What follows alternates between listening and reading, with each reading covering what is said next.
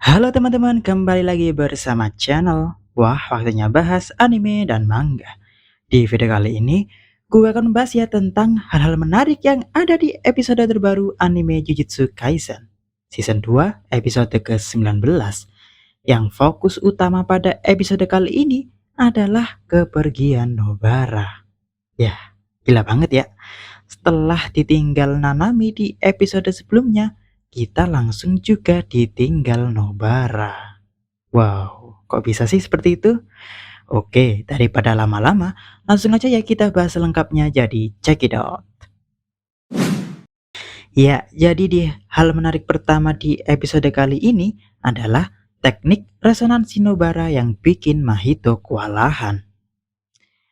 Di awal-awal episode, terlihat ya bagaimana pertarungan antara Yuji dengan Mahito terus berlangsung.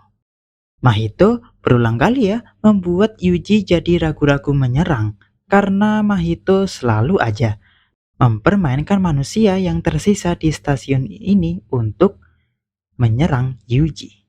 Alhasil, Yuji sampai kecolongan ya, matanya dibuat kacau penglihatannya. Setelah salah satu manusia yang udah ditolong Yuji malah meledak karena ternyata sudah diubah oleh Mahito. Hehehe. Dan di sisi lain, Nobara juga harus bertempur dengan Mahito ya. Namun, hanya bayangannya atau bunshinnya saja.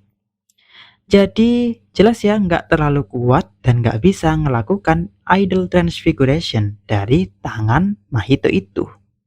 Nah, celah itulah yang dimanfaatkan Nobara untuk melakukan salah satu teknik rahasia miliknya, yakni resonansi. Di mana awalnya paku-paku yang udah jatuh ke tanah yang udah dihindarin oleh Mahito ini ya, dibuatnya kembali bergerak bersama-sama menusuk tubuh Mahito.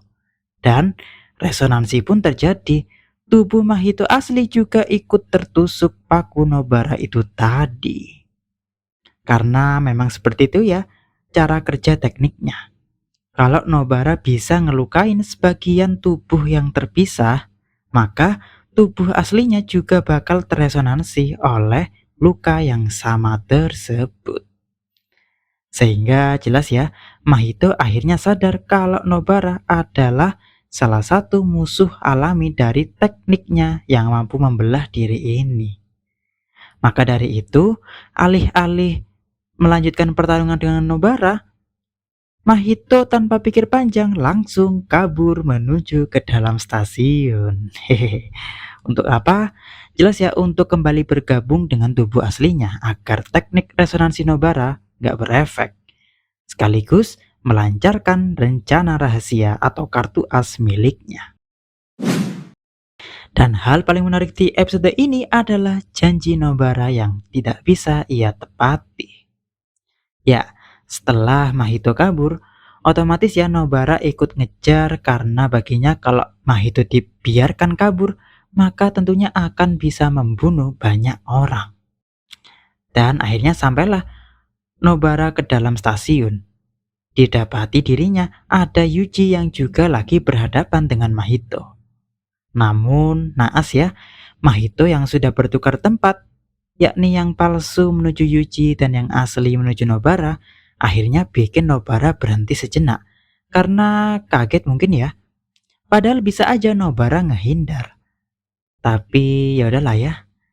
Hehehe. Sehingga akhirnya Nobara yang diem aja itu sukses dipegang wajahnya oleh Mahito dan langsung diaktifkanlah idol transfiguration-nya. Waduh, langsung ya adegan berpindah ke masa lalu Nobara. Hehehe.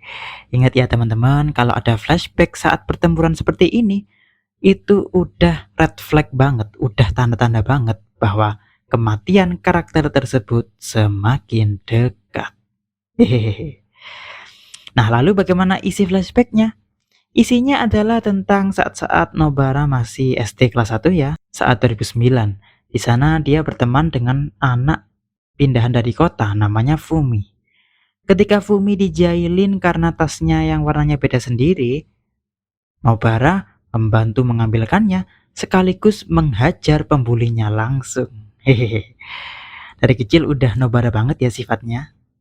Nah, setelahnya mereka jelas ya berteman dekat.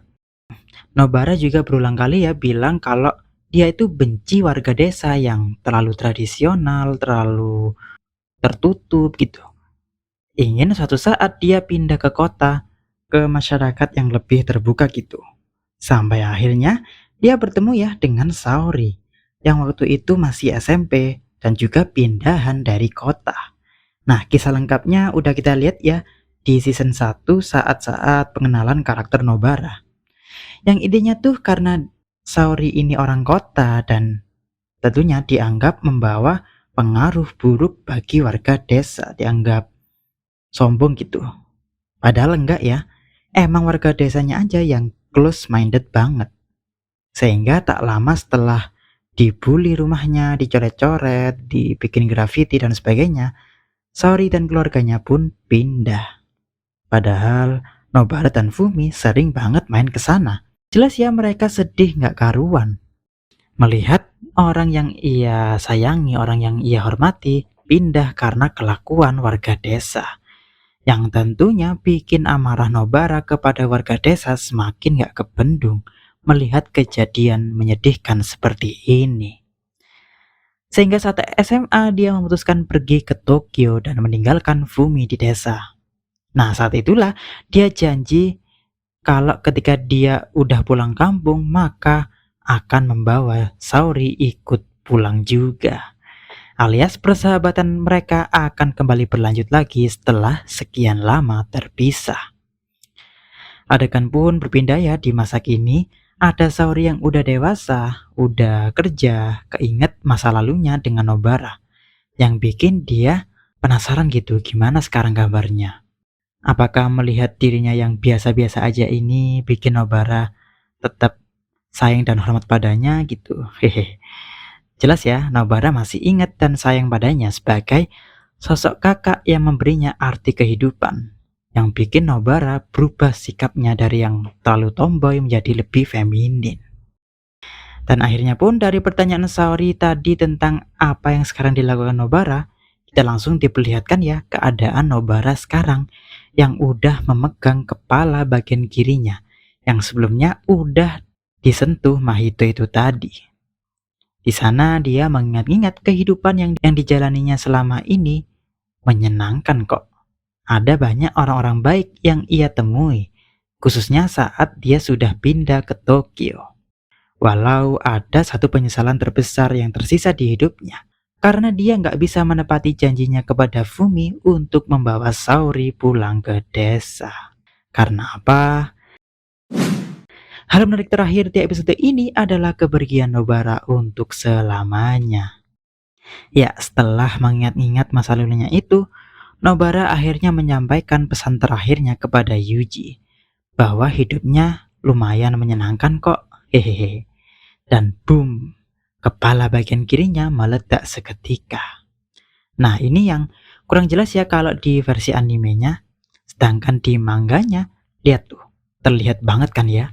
Matanya udah lepas, kepalanya hancur setelah diledakkan Mahito. Entah karena masalah sensor ya, karena adegan ini cukup sadis gitu, makanya nggak terlihat secara jelas di versi anime. Tapi namun demikian, kematian Nobara ini bikin Yuji semakin gila, mentalnya semakin hancur. Di awal-awal dia mau bangkit ya setelah tahu Nobara ada untuk membantunya dengan teknik resonansi ini. Alias Yuji nggak menanggung ini semua sendirian. Tapi sekarang melihat sahabatnya mati di depan matanya, sekali lagi Yuji udah nggak tahu mau berbuat apa lagi. Dia gagal menyelamatkan seseorang yang penting baginya sekali lagi. Dan kita bakal melihat ya amarah Yuji yang udah tak terbendung di episode berikutnya kepada Mahito yang sudah menghancurkan hidupnya. Emang Mahito bangsat banget ya nih orang. Kapan matinya sih? Gak sabar deh. Ya, tunggu di episode-episode berikutnya ya teman-teman untuk melihat pertarungan Yuji dan Mahito yang sesungguhnya. Bagaimana menurut kalian episode ini? Cukup mengagetkan banget kan ya? Setelah Gojo udah disegel, Nanami mati, sekarang Nobara juga ikut-ikutan pergi. Feelsnya kayak Attack on Titan banget ya. Banyak karakter penting yang dibuat mati oleh penciptanya. Hehehe. Ya, jadi jangan lupa komen di bawah ya, teman-teman. Oke, cukup sampai di sini aja ya pembahasan videonya. Jangan lupa like dan subscribe, serta klik lonceng biar nggak ketinggalan video-video berikutnya. Karena di channel ini masih akan banyak membahas Jujutsu Kaisen maupun anime dan manga lainnya. Jadi, stay tune ya. Terima kasih sudah menonton channel WWBA. Wah, waktunya bahas anime dan manga. Sampai jumpa.